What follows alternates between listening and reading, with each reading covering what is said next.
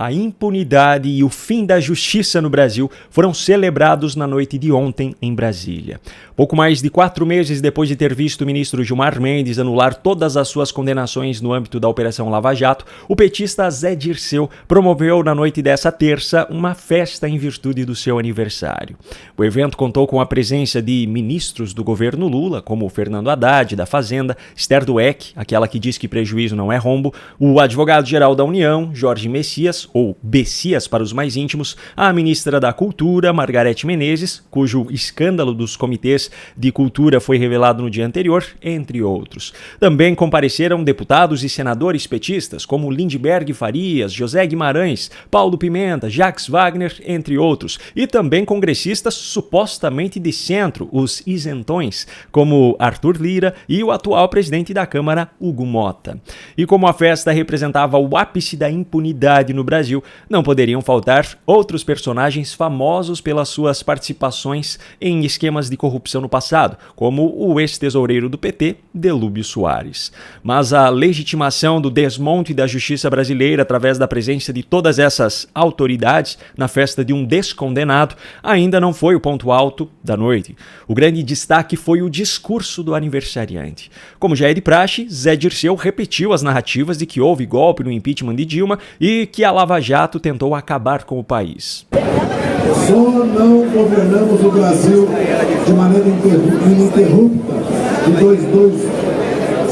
2002 até hoje, por causa do golpe 16 e da Lava Jato. Ironicamente, os mesmos ministros do Supremo que consideram hoje qualquer crítica aos seus trabalhos como um ataque a uma instituição democrática permanecem no mais absoluto silêncio quando Zé Dirceu e outros petistas chamam de golpe o processo de impeachment de Dilma, que seguiu todos os passos previstos na Constituição nas duas casas do Congresso e foi legitimado pelo próprio Supremo Tribunal Federal em seguida.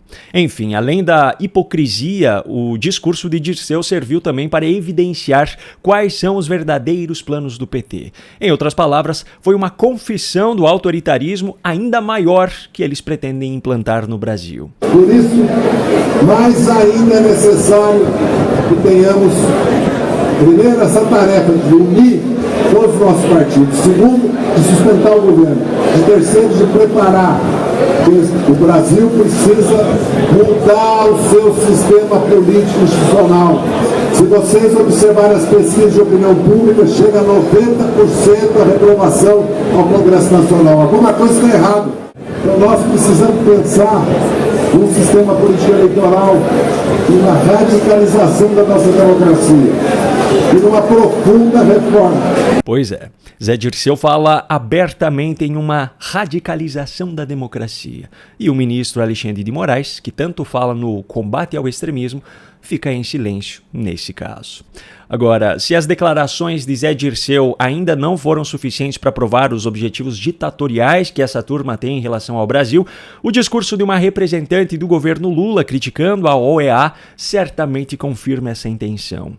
Em um evento em Washington, nos Estados Unidos, a secretária-geral do Ministério das Relações Exteriores do Brasil, Maria Laura da Rocha, criticou a abordagem da entidade internacional em casos como o da Venezuela e da Nicarágua, ambas ditaduras de extrema esquerda.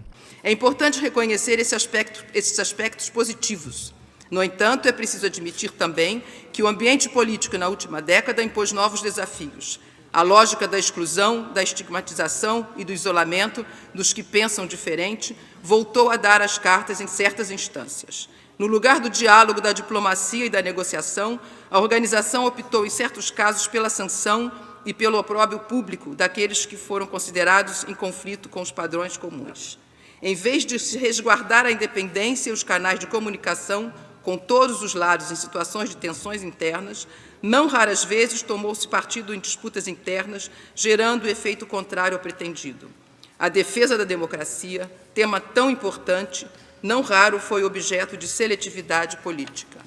Com isso, a OEA perdeu legitimidade e relevância em determinados temas, vendo minguar sua capacidade de aportar soluções, notadamente para a crise como as da Venezuela e da Nicarágua, países que se afastaram da organização em anos recentes.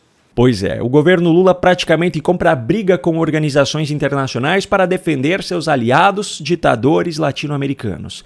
Mas em 2022, as propagandas de adversários que associavam Lula a Nicolás Maduro e Daniel Ortega foram alvo de punições e de censura do TSE.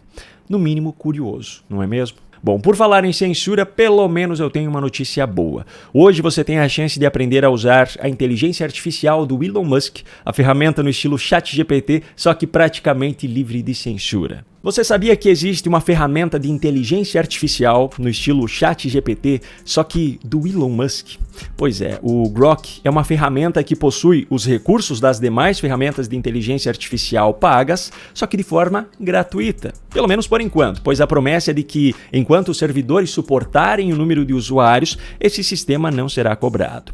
Inclusive, há apenas alguns dias, Elon Musk lançou a terceira e mais recente versão dessa ferramenta, que já está disponível também de forma gratuita, o Grok 3. É realmente inacreditável o que o Grok é capaz de fazer. Ele vai muito, mas muito além de um simples chat de texto. Ele é capaz de produzir imagens de acordo com aquilo que você pedir, incluindo imagens de pessoas famosas fazendo coisas fora da sua rotina, ou nem tão fora assim, se é que você me entende.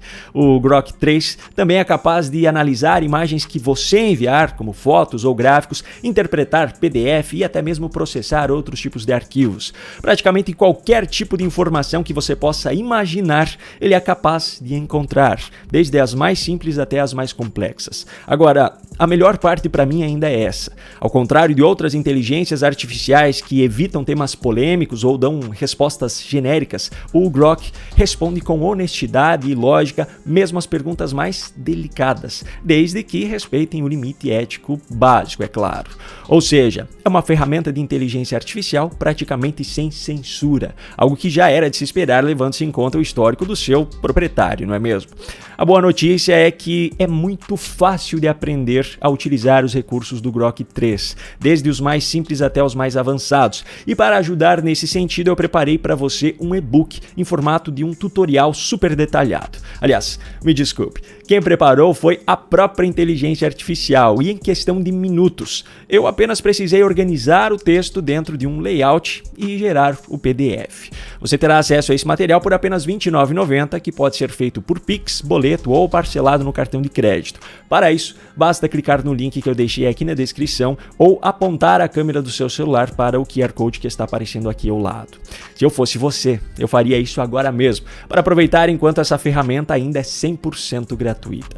Se bem que depois que você descobrir tudo aquilo que ela é capaz de fazer por você, eu tenho certeza que até mesmo um plano pago parecerá de graça.